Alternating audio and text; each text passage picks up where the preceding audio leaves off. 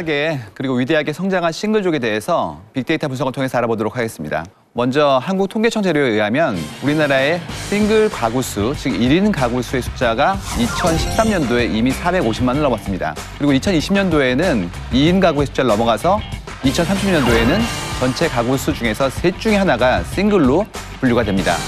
여기서 싱글에 대한 부분들이 숫자가 늘어남에 따라서 산업적으로는 굉장히 큰 마켓이 만들어지고 있는데요. 1인 가구가 40대를 제외한 모든 연령층에서 2인 가구보다 1인당 평균 소비 지출액이 높습니다. 뿐만 아니라 앞으로 어떠한 항목에 소비를 늘릴 것인가에 대한 물음에 1인 가구들은 자기개발이나 여행처럼 자신을 가꾸거나 혹은 즐기는 쪽에 더 많은 투자를 하겠다라고 얘기하는 것을 볼 수 있습니다.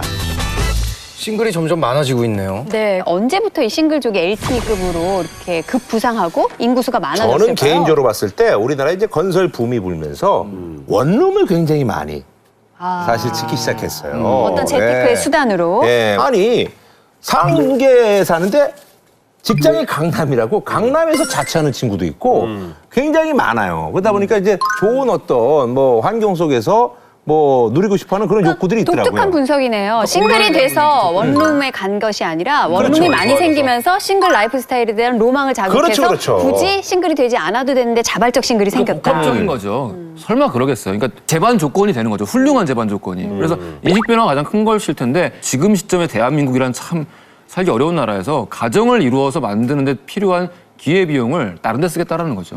돌싱들도 싱글이 한 예잖아요. 이혼율이 급증하면서 싱글 가구가 는 것도 있을 것 같고 요즘에 그 핫바족이라고 얘기 들어보셨죠? 핫바요? 예, 핫바요? 핫바족이라는 거는 아버지와 할아버지 합성어인데 대신 양육을 해주는 할머니 할아버지들이 생기면서 할아버지, 아빠. 예, 그 두 사람 중에 한 사람만 자기 아들이나 딸네 집에 들어가게 됐을 경우에 할아버지와 할머니가 떨어지게 되는 거예요. 원치 않게 이제 기러기가 되는 거죠. 아하. 예, 그렇다면 싱글들은 어떤 관심을 가지고 있을까요?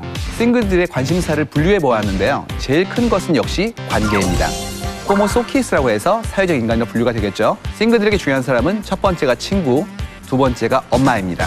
근데 재미있는 것은 친구 같은 경우에는 같이 고민을 나누고 나의 걱정을 덜어줄 수 있는 사람으로 나온 데 반해서 엄마인 경우에는 걱정을 해줘야 되는 사람으로 조금씩 바뀌어집니다.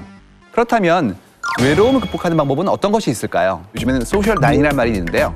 잘 모르는 사람들이 모여서 밥을 같이 먹는 겁니다. 이것처럼 만남이라는 부분들이 이제는 좀 더 캐주얼한 형태로 바뀌는 걸 보실 수가 있고 뿐만 아니라 외로움을 극복하는 만남에 대한 부분들을 단순히 혼자만 즐기는 것이 아니라 바깥에 보여주는 형태의 그림들 이런 부분들을 같이 확인해 보실 수가 있습니다.